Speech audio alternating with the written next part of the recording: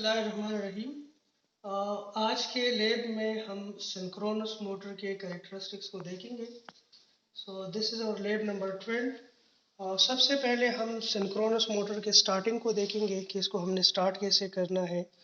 फिर हमने field current और पावर फैक्टर को देखना है, टार्क और आर्मेचर करंट को देखना है, टार्क और स्पीड के रिलेशंस को देखना है।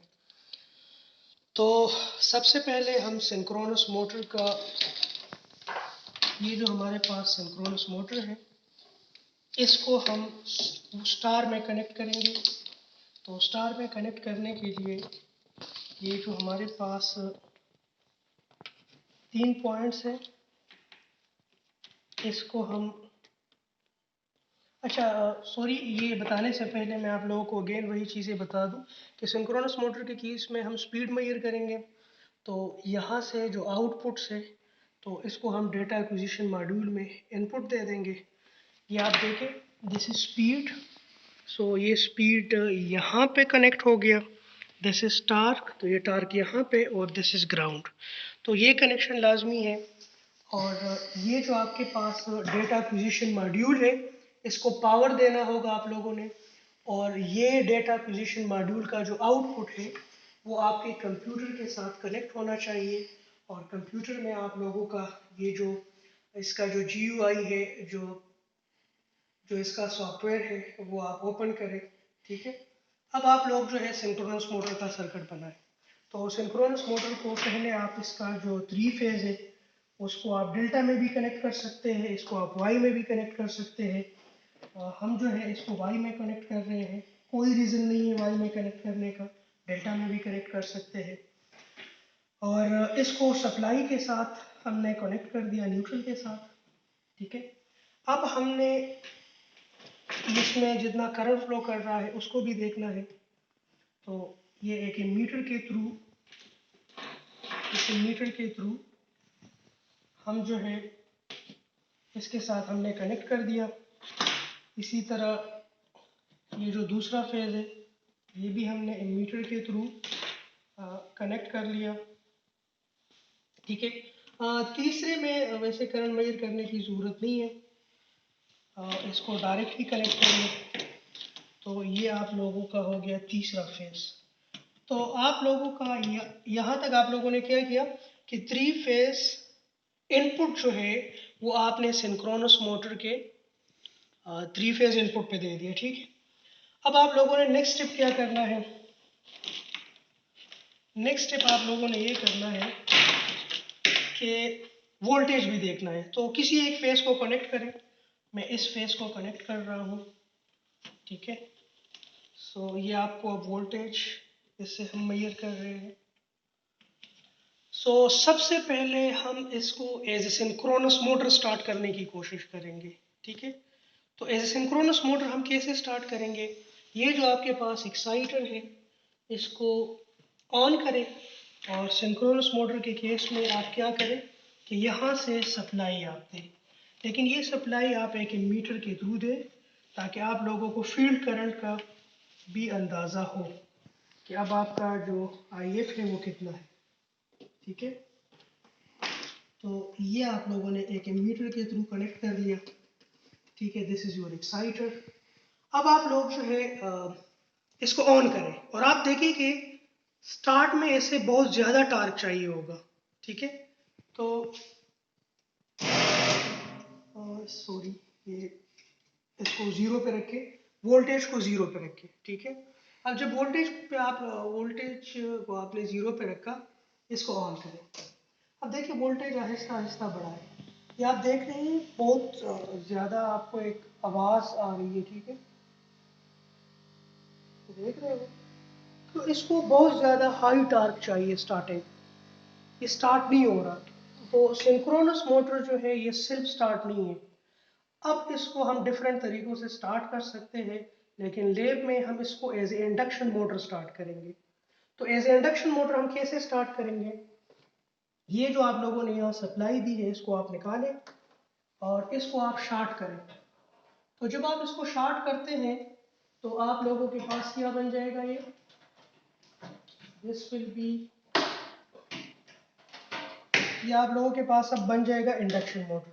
क्योंकि आपके सिंक्रोनस मोटर और इंडक्शन मोटर में यही एक डिफरेंस है कि अगर आप इंडक्शन मोटर के, यानी अगर आप सिंक्रोनस मोटर के ये जो ये जो दो कॉइल्स है, ठीक है, इसको अगर आप शॉर्ट करते हैं, ठीक है, तो ये आपके पास इंडक्शन मोटर बन जाएगा, और अगर यहाँ पे आप सप्लाई देते हैं तो ये सिंक्रोनस मोटर बन जाएगा। ये बेसिक डिफरेंस है। सो अब ये हो गया क्या, ये इंडक्शन मोटर स्टार्ट होगा।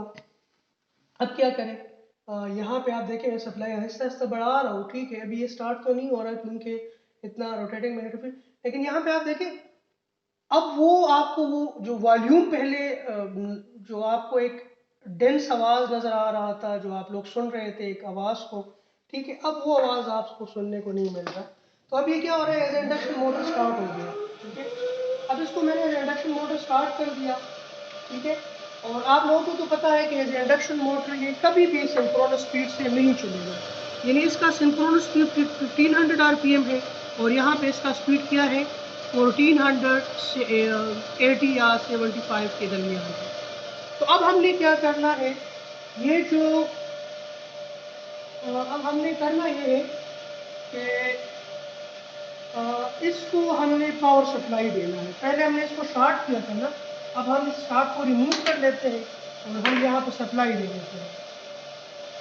तो अब हमने सप्लाई दे दिया, तो अब ये क्या बन गया, सिंक्रोनस मोटर बन गया। और जब ये सिंक्रोनस मोटर बन गया तो इसका स्पीड कितना हो गया, synchronous speed, synchronous speed was 1500 RPM, तो अब इसका स्पीड क्या बन गया, सिंक्रोनस स्पीड बन गया। तो सबसे पहले जो हमने देखा कि सिंक्रोनस मोटर को स्टार्ट कैसे करना है, तो वो हमने देख लिया। अब हम फील्ड करंट और पावर फैक्टर को देखेंगे, ठीक है। तो यहाँ पे हमने कितने मीटर यूज किए हैं, I1, I2, I3। I3 हमें फील्ड करंट के बारे में बता रहा है, I1 और I2 ये जो फेज करंट है वो तो इसके बारे में बता रहे हैं, E1 आपको वोल्टेज के बारे में बता रहे हैं, ठीक है। तो अब यहाँ पे हम मीटर्स को ले, E1 को ले, ठीक है, आप ये पावर को ले, ये आपके पास रिएक्टिव पावर है, और ये आपके पास I3 है, this is real power, this is I1, this is I2, this is your torque and this is your power factor, ठीक है। तो ये आप लोगों के पास पावर फैक्टर है। अब आप लोग जो है हम लोगों ने क्या देखना है, हम लोगों ने पहले इसके बाद फील्ड करंट और पावर फैक्टर को देखना है। तो फील्ड करंट जो है एक्साइटर से मैं बढ़ा रहा हूँ, ये एक्साइटर से पहले आप वहाँ देखें फील्ड करंट कितना है, I3 पे फील्ड करंट है। तो I3 पे किधर है I3, where is I3, this is I3, this is 0.26। अब देखिए मैं यहाँ से फील्ड करंट जो है बढ़ा रहा हूँ, आप पावर फैक्टर भी देखें, सॉरी 0.26 पे आपका ये पावर फैक्टर है, ठीक है।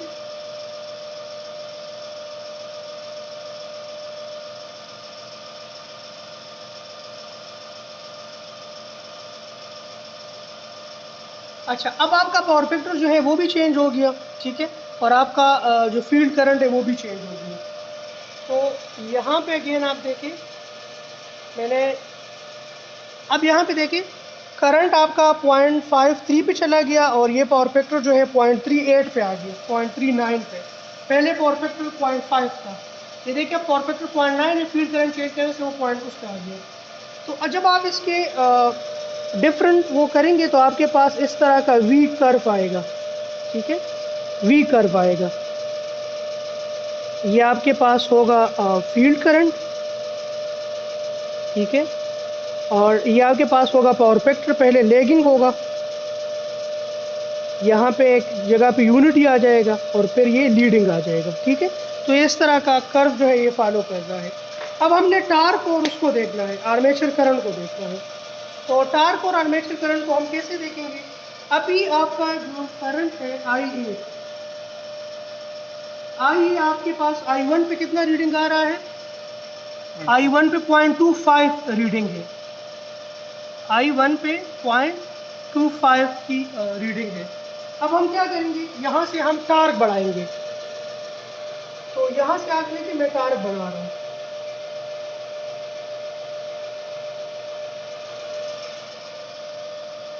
टार्क अब कितना हो गया, टार्क सॉरी पहले टार्क कितना था, अब देखिए पहले टार्क कितना है, ठीक 0.25 टार्क है 0.25 और I1 क्या है 0.25 एम्पेयर।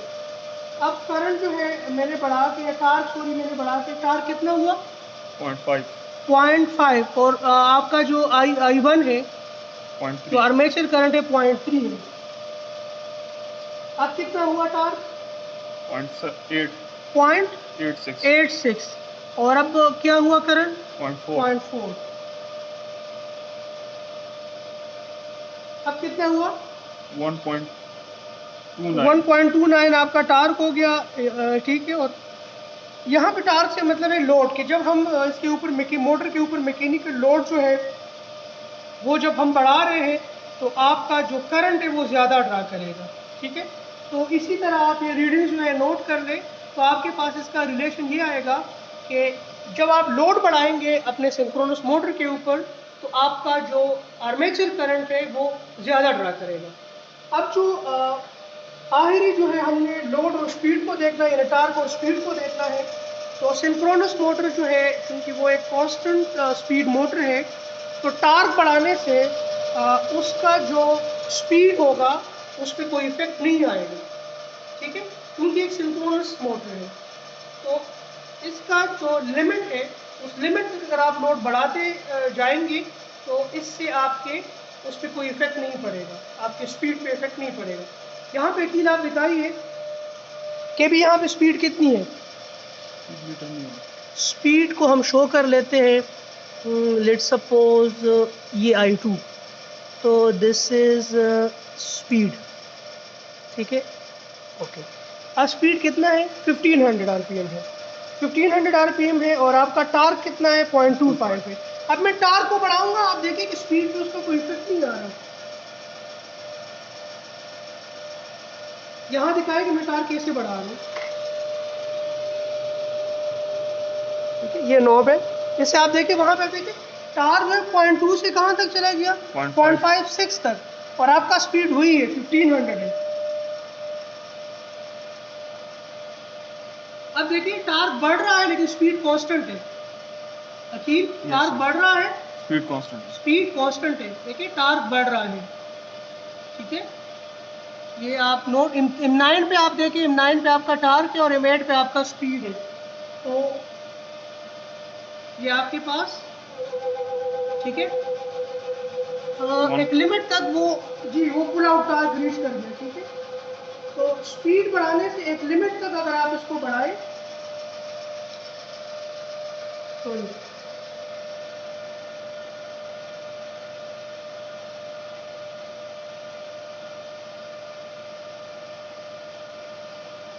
अभी टार्क कितना है 1.2 और स्पीड कितना है 1500 है। आप बढ़ाएं, अब टार्क कितना है 1.4 है, स्पीड वही है। तो इसको हम 2 न्यूटन मीटर तक हम टार्क को बढ़ाएंगे और इसकी स्पीड को देखेंगे, स्पीड कांस्टेंट रहेगा। तो टार्क बढ़ाने से जब इसका यानी इसका जो नो लोड स्पीड है और इसका जो फुल लोड स्पीड है वो कांस्टेंट है, तो इसका स्पीड रेगुलेशन 0 होगा। तो आपके पास दो ऐसे मोटर्स हैं जिनका स्पीड रेगुलेशन जो है वो तकरीबन 0 होता है। एक आपके पास DC शंट मोटर है कि उसमें आप लोड बढ़ाते हैं क्योंकि नो लोड स्पीड और फुल लोड स्पीड जो है वो बराबर होते हैं, तो उसका जो स्पीड रेगुलेशन है वो 0 होता है। और एक सिंक्रोनस मोटर के केस में ये कैरेक्टरिस्टिक्स जो है इसके डिफरेंट रीडिंग्स आप लेंगे, इसको जब आप ड्रा करेंगे तो आप लोगों को ये चीज़ और क्लियर हो जाएगी। ठीक है, मेरे ख्याल में इतना काफ़ी है।